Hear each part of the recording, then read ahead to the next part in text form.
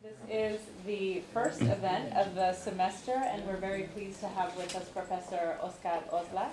Professor David Collier will be introducing him, but I just wanted to welcome you all to the first event and invite you to sign in and learn more about our upcoming events and visit our website, and hopefully we'll see you all later on in the semester. So thank you very much for coming, and I will introduce Professor David Collier of Political Science.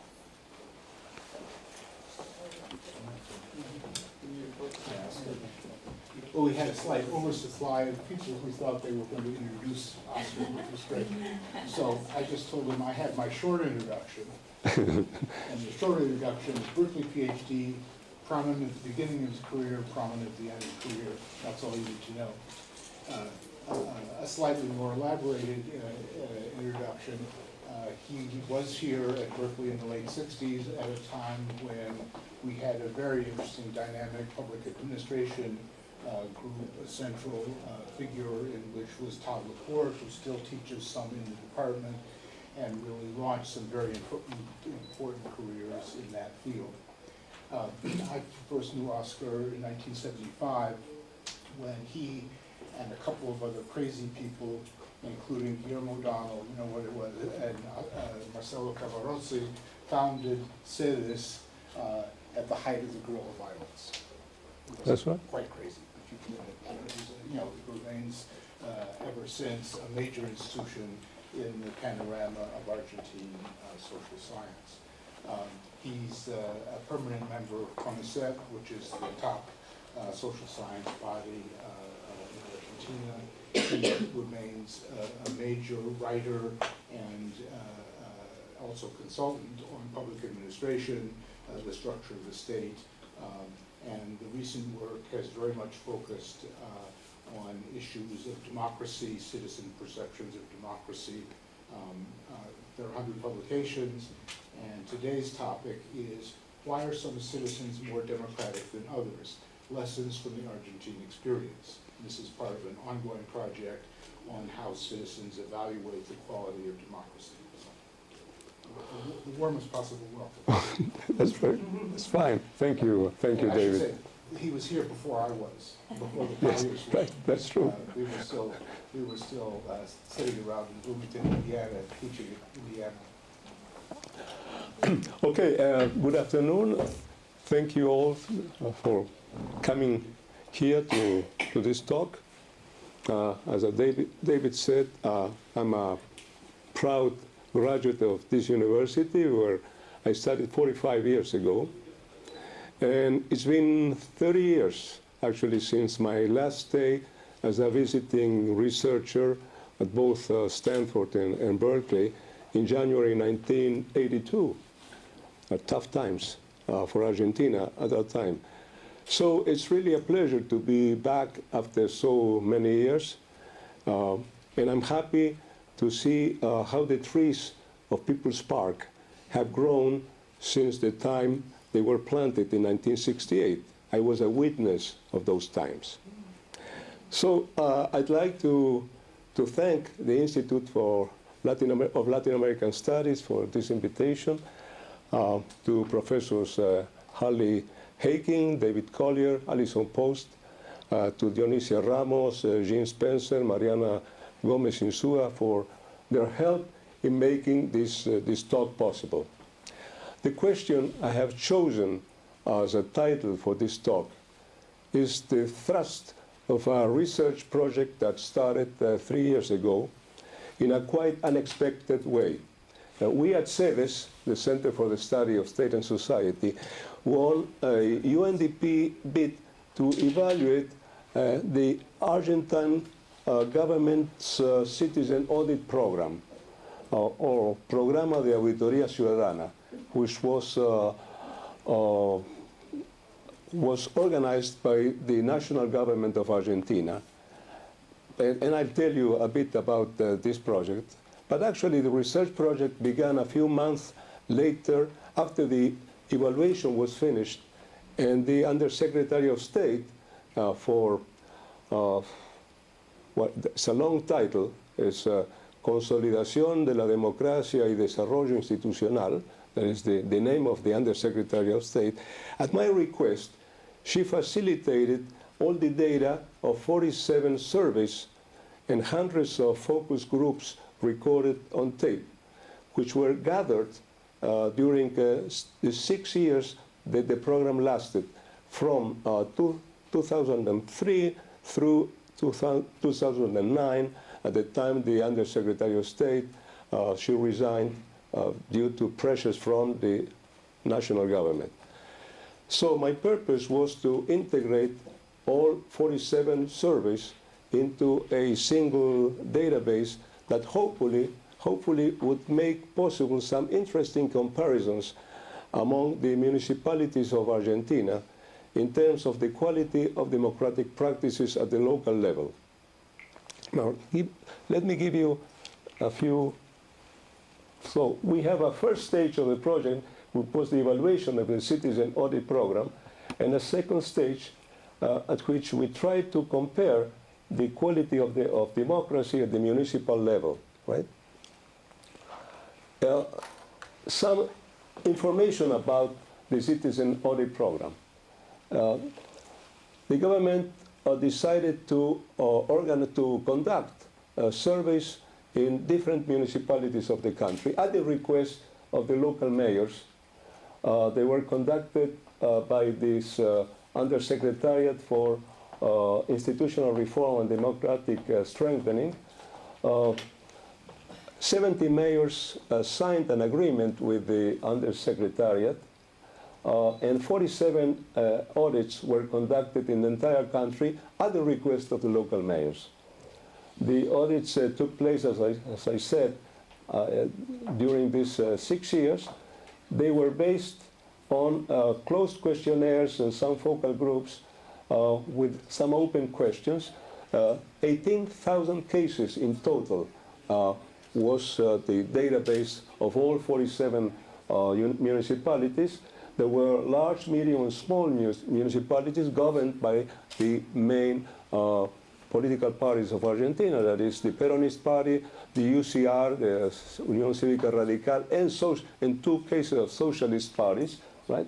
And some grassroots or neighborhood political parties that were also included, involving a total population of 10 million people. That is about 1/4 of the total population of Argentina.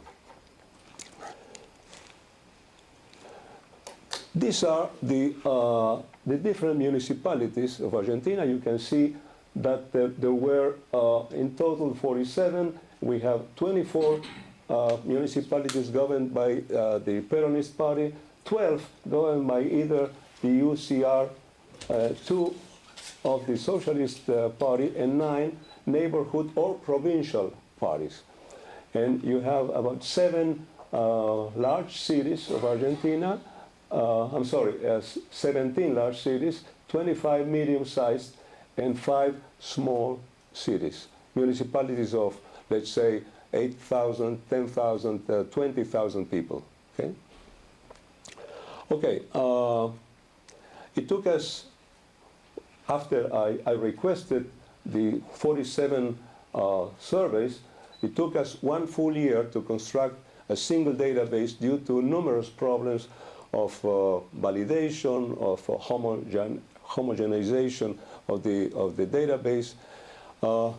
So let me just give you a few glimpses of what was the PAC, or Programa de Auditoría Ciudadana, about. The government decided that the quality of democracy or democratic practices could be measured in terms of 4 basic variables: the civic democratic culture, citizen participation, public accountability, and the treatment of the citizens by the local governments. Okay?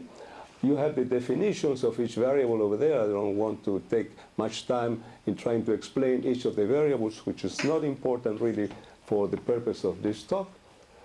And what we did at that time, at the request of the UNDP, United Nations Development Program, was to make a critical analysis of the theoretical framework employed by the program, right?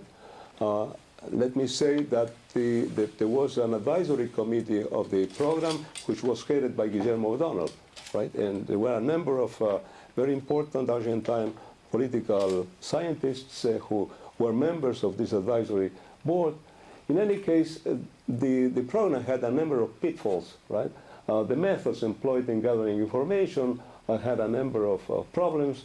The operations, outputs, and impacts of the program were also important. So in terms of the theoretical framework, we criticized some aspects of the vision of democracy that was used by the program, because they didn't consider the socioeconomic differences of citizens, the different capacity of agencies of the various actors, the way the presence of important pockets of poverty constrains the quality of democracy at the local level, different types of interactions that citizens maintain with different kinds of municipal institutions, quality of interaction between political system and society, particularly how they affect the performance of political parties at the subnational level.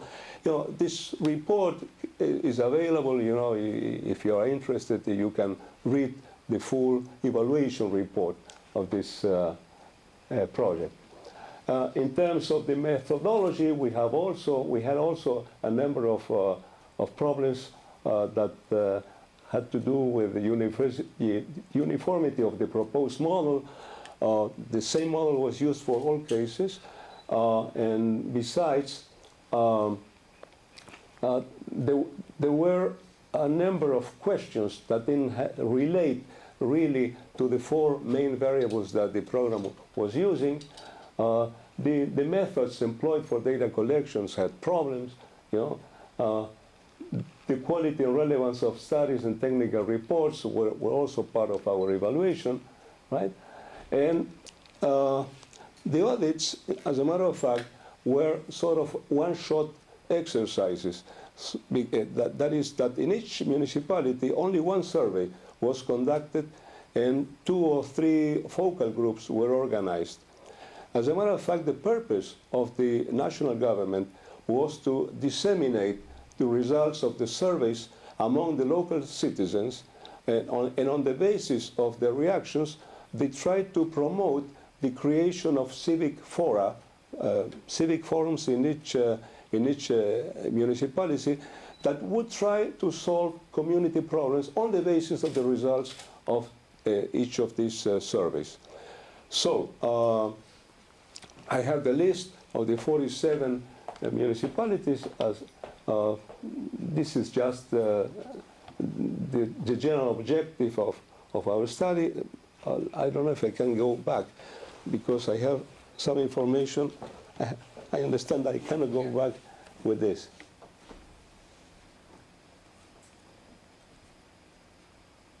Yeah, no, I have the list here. It's okay. I have the information again. So, first of all, we wanted to, doesn't work backwards, so I'm sorry.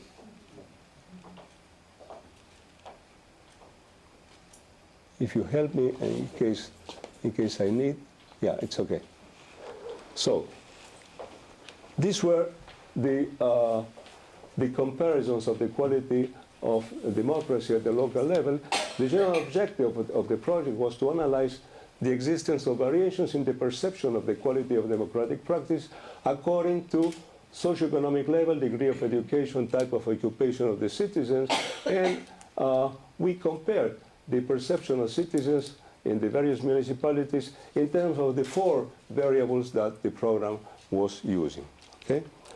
And the second purpose of our project was to characterize the universe of institutional situations, the analytic frameworks regulating issues such as public accountability, diffusion of public information, selection of state employees, and the kind of treatment received by citizens from the government.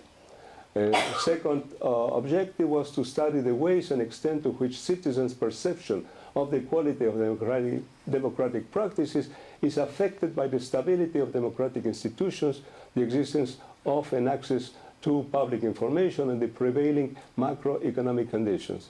And 3, to study the ways and extent to which the quality of public policies at the municipal level and their impact upon the life conditions of society at large are affected by the levels of participation of citizens in policy formulation and implementation and by their commitment towards democratic values.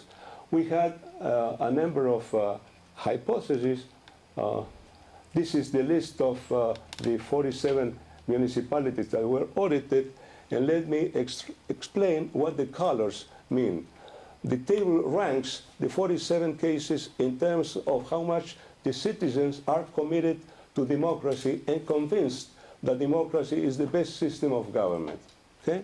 The blue-colored municipalities are in the upper 25% in terms of the citizens with a higher quality of democratic practices, followed by the violet, the orange, and the red, which are the worst ranked municipalities. As you can see, the 47 were divided approximately in 12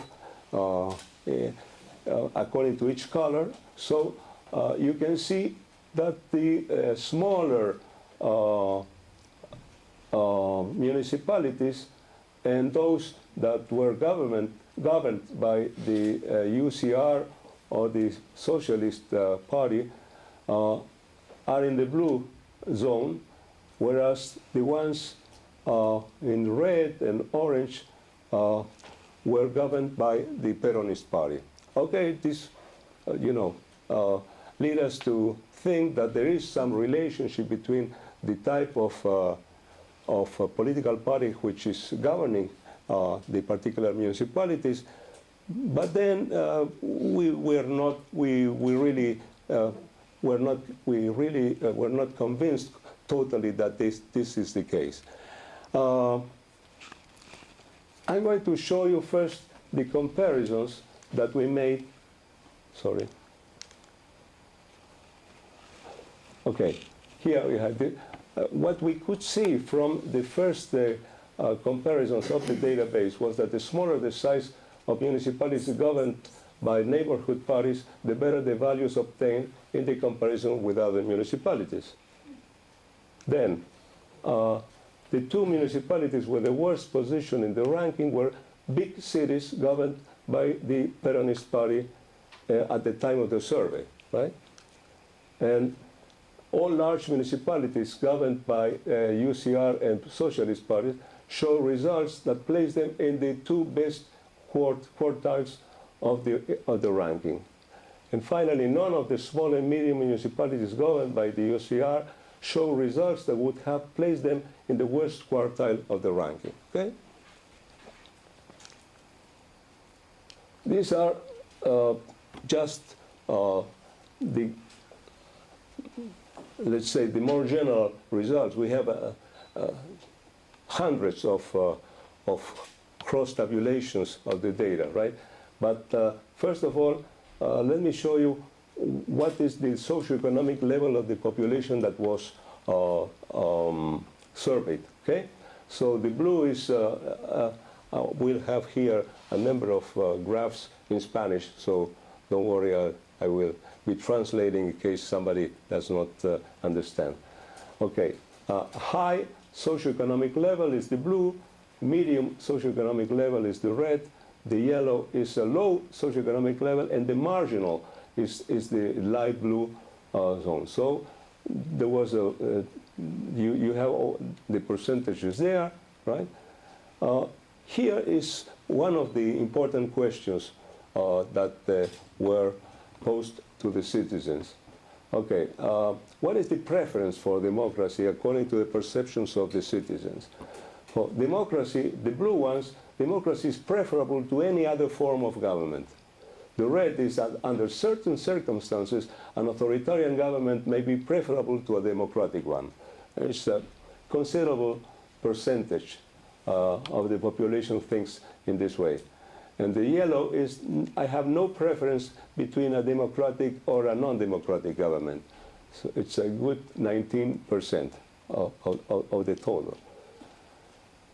Here's another question, interesting, that the conviction that democracy may improve the quality of life. And so the blue is very convinced, enough, or how do you say, bastante? Is it? Substantially. Okay.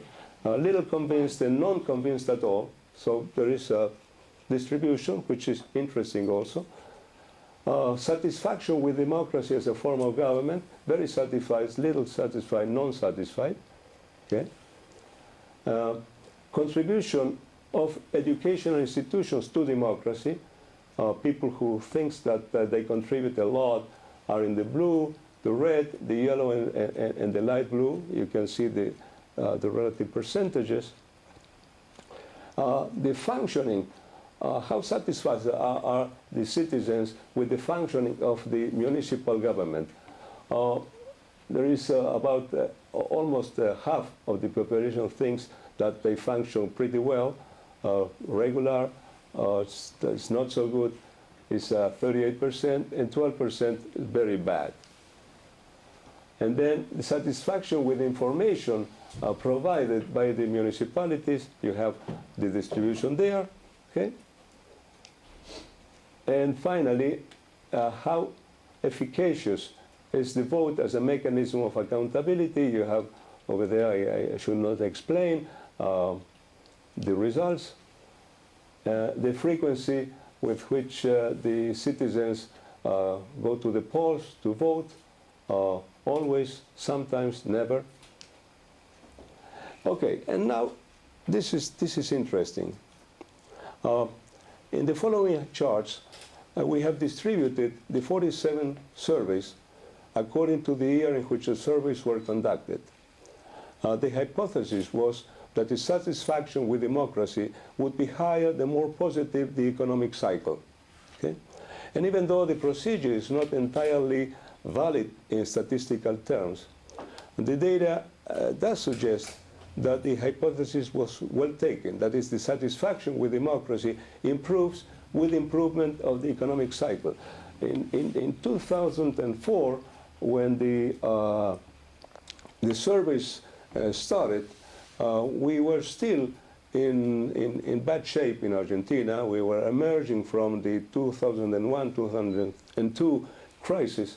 So you could see that, for instance, in terms of this question, the question was, in a situation of economic crisis and social crisis, would you be in agreement that the president could order to exert coercion on the citizen, or to control the means of communication, or to violate certain laws in order to combat the crisis? Okay? So you will see that there is a downwards tendency as you go from 2003 through 2009, right? The results get better in terms that less and less people would be in agreement with this question, okay? This was another question. Democracy may function without Congress, and this is the blue line, or without political parties, which is the red line, right? You can see that there was a very important percentage of people that thought this way, and the percentage goes down as we move through the last surveys. Of course, you would say it's not statistically valid because, first of all, the number of surveys were not the same each year. Secondly, they were taken in different parts of the country, you know, but it shows a trend, and this is what we wanted to show. Preference for democracy. Democracy is preferable to any other form of government, and the other two questions were under certain circumstances, an authoritarian government would be preferable to a non-democratic one, or the third possible answer, I have no preference between a democratic or a non-democratic government, and we compare this with the economic cycle, the per capita income, right, to see if there is any relationship between the perception of the citizens and the per capita income. Up to this point, we were just able to conclude that not all citizens are equally democratic, whatever being democrat means, and at least in terms of the 4 variables originally selected by the citizen or the program. The question that remained unanswered was the reasons for these differences. Does the differences depend on the economic cycle, the individual socioeconomic level, the degree of education, the kind of incumbent government, the pattern of political domination in each locality? So therefore, we started an in-depth analysis of the focal groups meetings, which were on tape, and we decided to go to the field to take a closer look at the local scene. Of course, our resources did not allow us to go everywhere, so we chose 9 cases after cross-tabulating the size, that is small, medium, and large, and incumbent political parties. So we got a list of the 9 cases, big, medium, and small municipalities, and we considered this criteria in order to make the selection. And I cannot go into detail because time runs very fast, right? So this is a characterization of the selected cases. And here are some of the results of the 9. We have statistics for the 47, but this is more interesting because you could see, for instance, that Comodoro Rivadavia, I don't know if I have a light here. No, I don't. Okay, Comodoro Rivadavia, which is the worst positioned in the ranking, okay, has just a very, this is the socioeconomic level of the respondents by municipality, right? Now, this is just gives you a distribution of the people in each of the municipalities. What is interesting is that the total of the 9 municipalities and the total 47 are very similar, although the difference among the 9 are really important. But here you have, for instance, the educational level of the respondents by municipality, and there is also important differences. Here you have, for instance, Libertador San Martín, which is a very small municipality with highly educated people. Only a very low percentage of the total population has less than complete secondary education, right?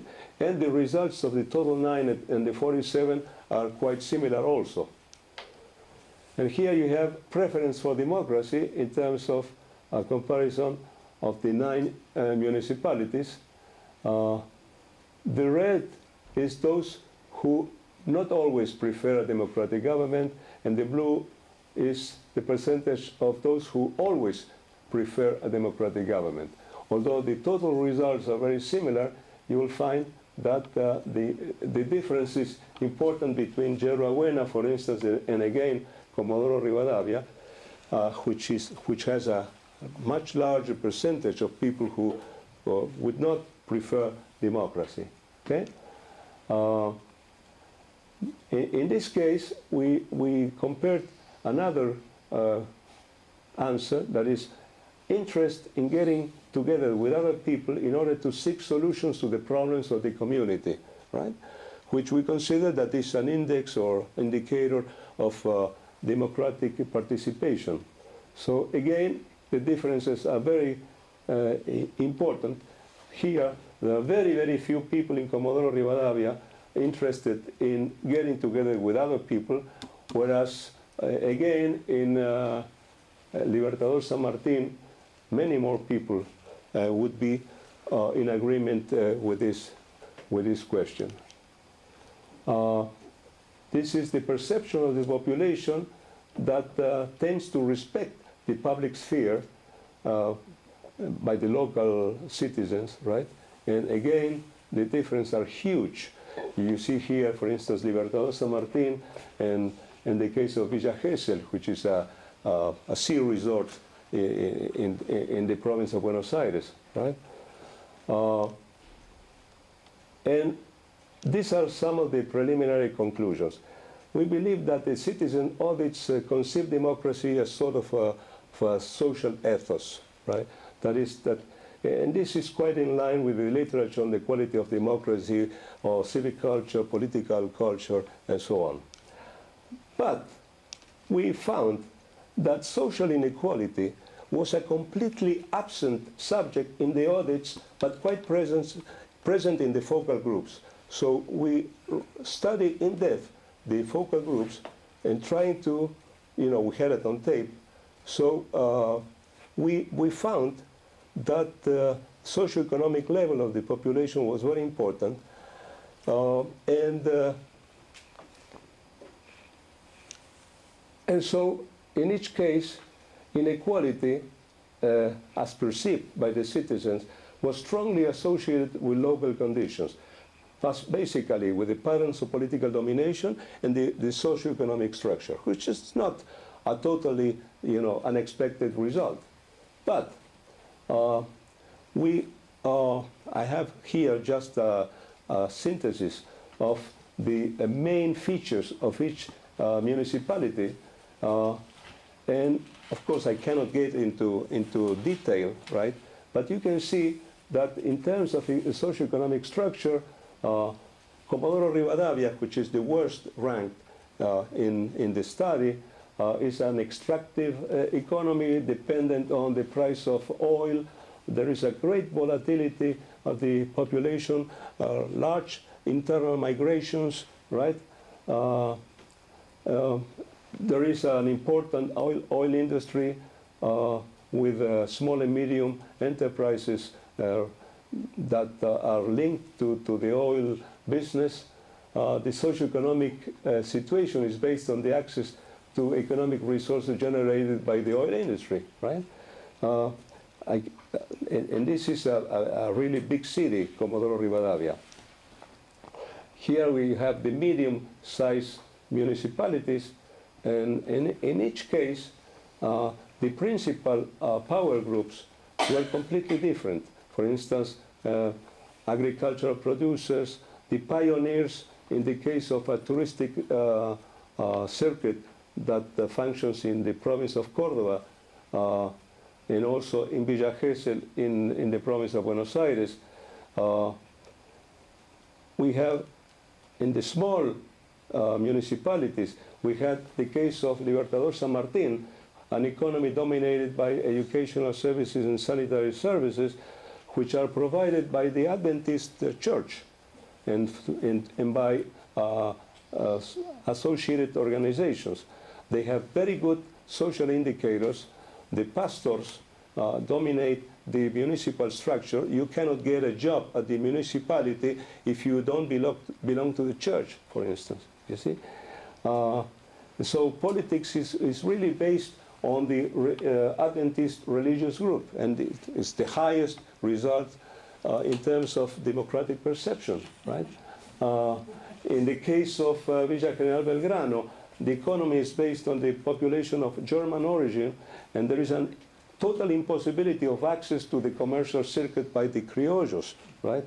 So the Alemanes, so-called Alemanes, they dominate the touristic circuit, and they are also very tightly related to the municipal structure, okay? So I know I don't have too much time. These are some correlations that we made among the 9 cases. You can see, you can read by yourself. I'm sorry, I really would like to get comments from you. So let me just show you some of the correlations that we made between, for instance, the percentage of the population of low socioeconomic level crossed by the percentage of population that prefer democracy, you see? And you have this distribution. Then there is also another one where we cross the population of low socioeconomic level with the percentage of population that are interested in getting together with other people in order to solve community problems. See?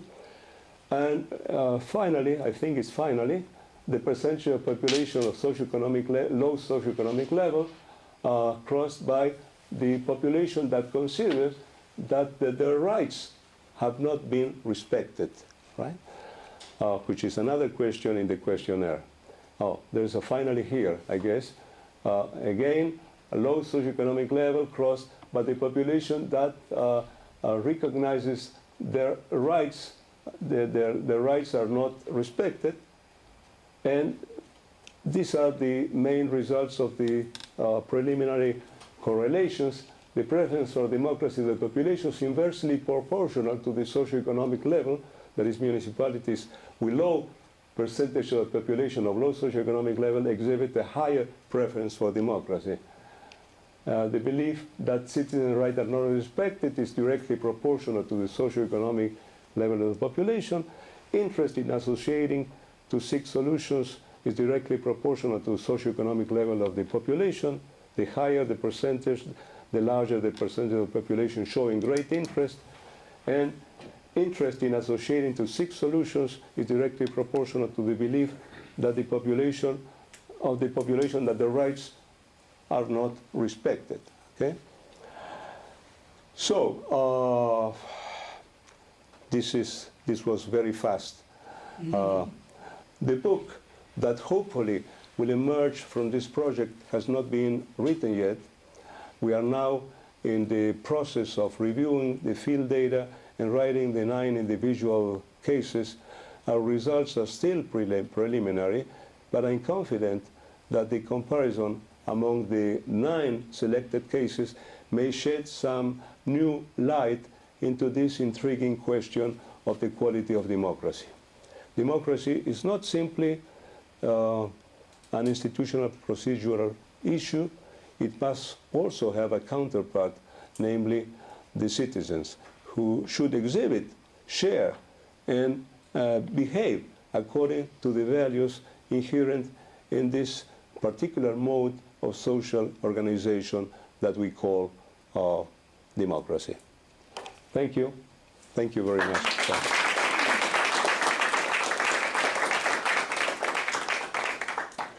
Can I have some water, please? We do have time for some questions, so I would just ask if you speak loudly and clearly so the whole entire room can hear your question.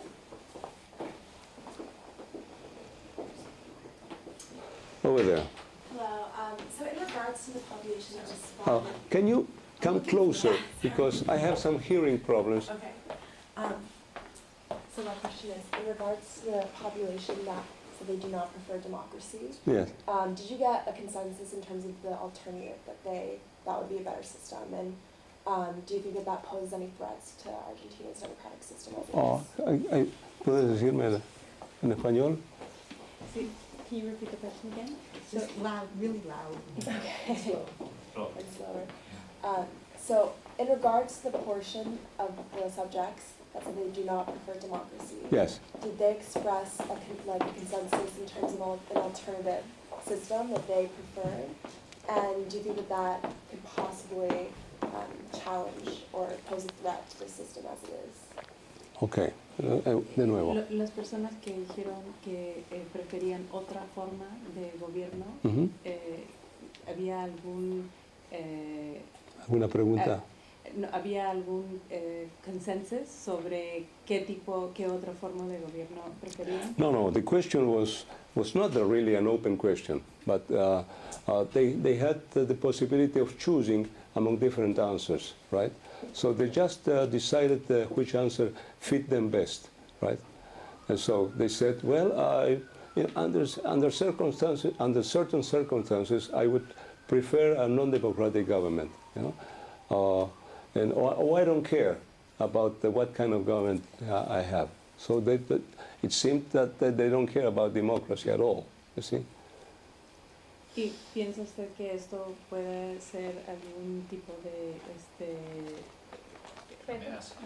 It shows a great level of dissatisfaction of the citizens with democracy, because there is a close association between this kind of feeling and the feeling that the democracy has not solved their problems, their individual problems, right?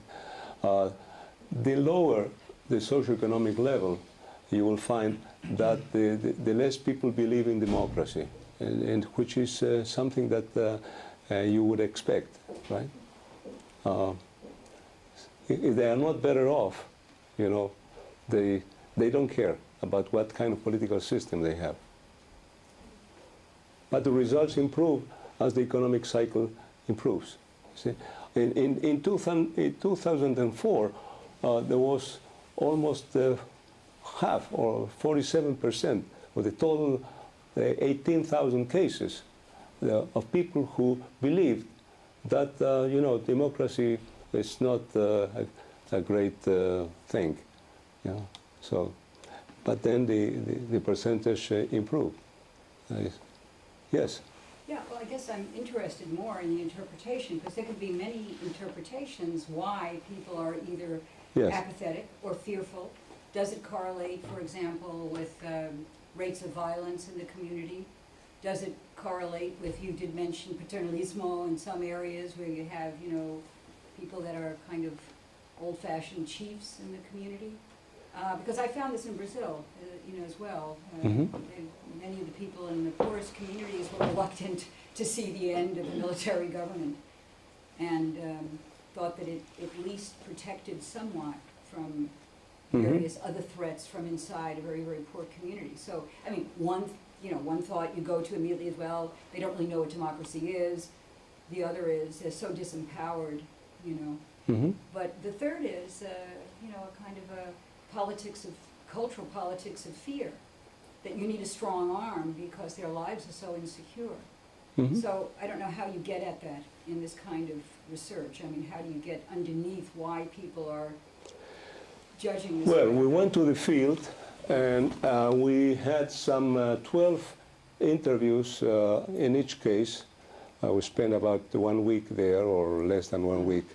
We didn't have enough money to do a very large study, right?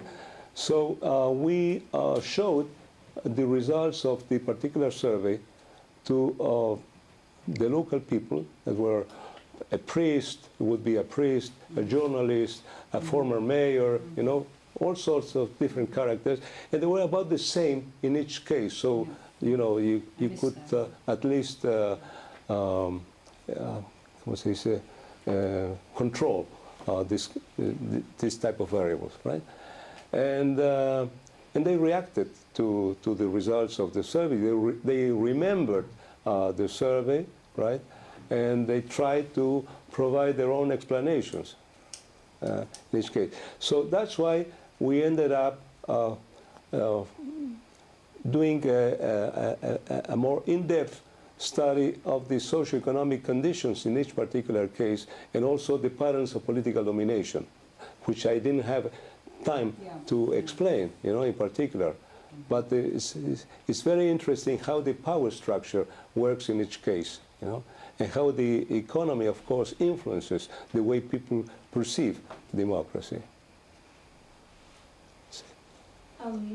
My question is a little bit similar to that one.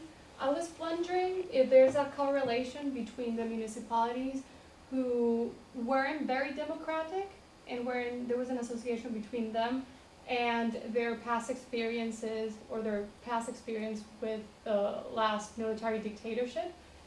Maybe that wasn't a question in the survey, but perhaps No, it was not. in focus groups? It was not. No.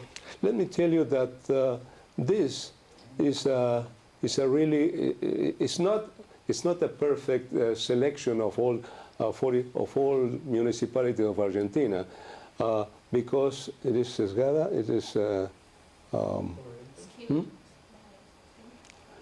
it is a biased survey, because the mayors were the ones who accepted to have the surveys conducted in their of course there were many mayors who did not want to do a survey and find out that the people are not democratic, or that they are not accountable to the people, or they don't respect the citizen, because the study is much larger and there were many other questions, like for instance, how does the municipality treat the citizen, right? So what mayor would be willing to to have this question posed to the citizens, right? So if this is a biased questionnaire and it's biased to the better side of the democratic scale, what would happen if we had really a good selection of all cases, right? And would be, probably the results would be worse. Huh? Oh, of course, sorry. I was very interested in the screen where you had the Germans and the attitude and then the inventists and so on. So I understand that Argentina is made up of people who've come from Italy, Germany, England, and so on. How does that influence the history of where people have come from, their parents, themselves? Yes. Do you think, because that screen was very interesting, I thought, separation by, migration, for example, or... Well, that's right, but in this particular case, we are talking about the Villa General Belgrano, which is a touristic resort in the mountains of the province of Córdoba, right?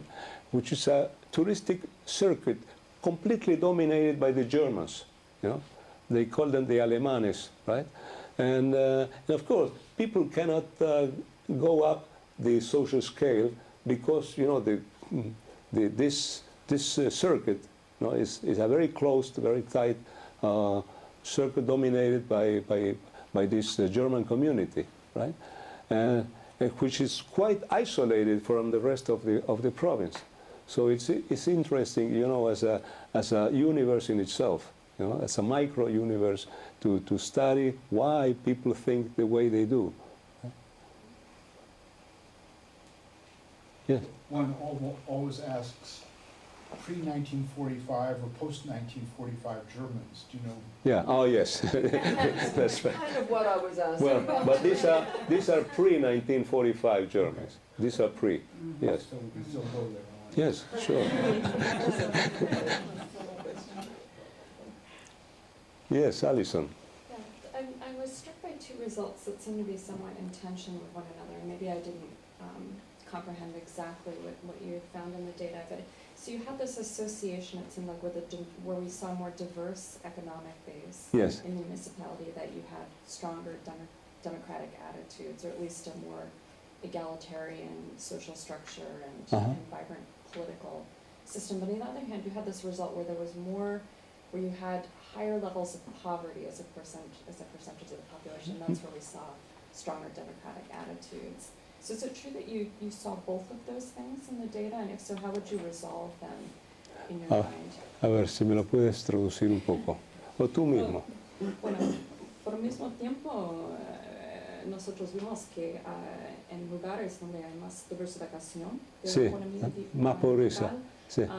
que habían actitudes más democráticos. Y por otro lado, vimos que en municipios donde hay más desigualdad, que hay actitudes más democráticas. ¿Cómo se puede combinar? No, it depends on the kind of question you consider, because if you consider that people are more democratic, the more they are willing to get together with other people to solve problems, right? And this is an indicator of political participation or social participation, right? Or citizens' activity. And this is, you consider this democratic? Okay, people who are low in the economic and socio-economic scale would be more willing to get together with others to solve the problems, okay? On the other hand, if you ask this plain question like, do you prefer democracy or not? Okay, you will see that always it is correlated with the socioeconomic level, with education, but they are quite different questions. So the question of the quality of democracy is not just a single variable that you consider. It's a mixture of many, many different variables, see? So we didn't try to, to reconcile if this is your question. Okay. Yes, over there. Yeah, so this is peripheral to your study, but I was wondering if you have an opinion about whether the dismissal of the undersecretariat who was carrying out this study for 6 years had anything to do with the results of the survey. Well, the Undersecretary of State is Marta Ollanarte. You know, probably many people know her. No? She became Undersecretary of State with President Kirchner, right? Back in 2003.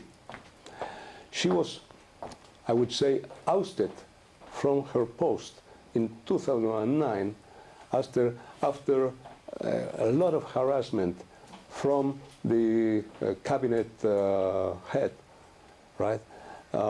So she really resigned she shut the door, you know, in a very, you know. And it was a time when the government became more of a delegative democracy in terms of Guillermo O'Donnell, right?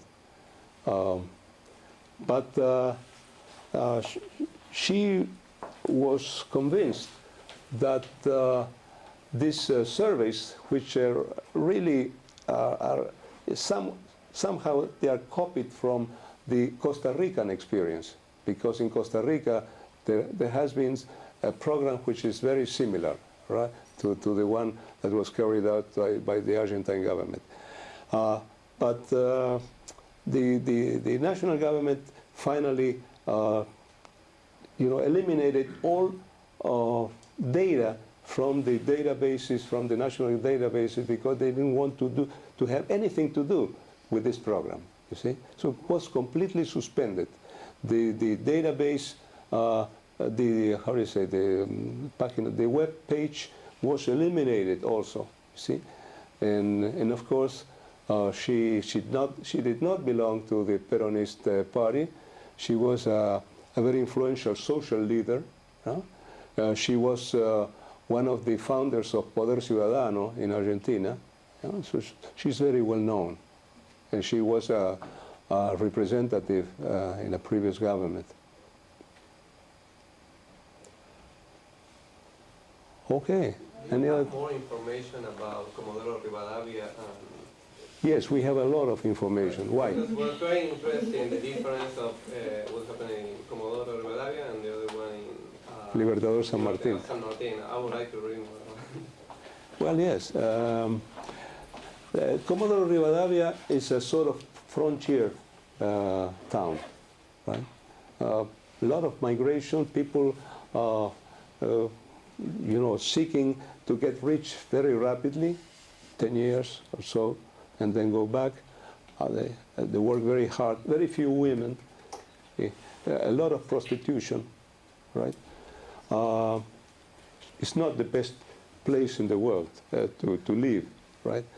And the roots of the population are very weak, you see. So the people didn't really get involved in the community. So the level of political participation is very low, right? So these are the results, right? Because the goal of living there is to make money. Yeah, to make money very rapidly. Okay. Yes, yes. But Libertador San Martín, I don't know if it has anything to do with the Protestant ethic, right? Or in the case of Libertador San Martín, which is an Adventist community, I don't know. Maybe it does. Who knows?